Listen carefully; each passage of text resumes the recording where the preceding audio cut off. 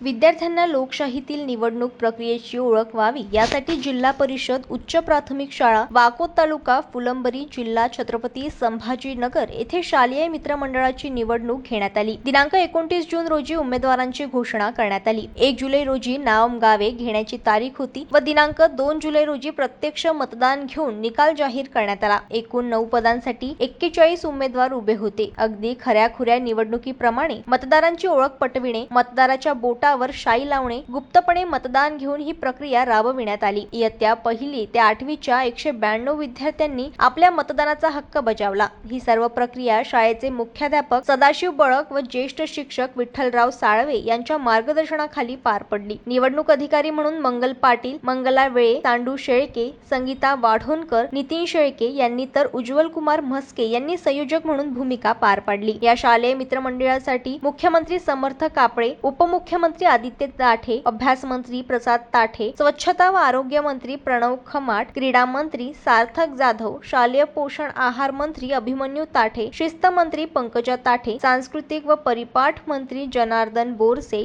बागकाम मंत्री श्रावणी बोरसे या विजयी विद्यार्थ्यांची निवड करण्यात आली। या निवडणुकीमुळे सर्व विद्यार्थ्यांमध्ये लोकशाही मूल्यांची रुजवणूक झाली असून विद्यार्थ्यांनी या उपक्रमाविषयी आनंद व्यक्त केला। जनमत लाईव्ह न्यूजसाठी छत्रपती संभाजीनगरमधून दिलीप वरघड यांची रिपोर्ट।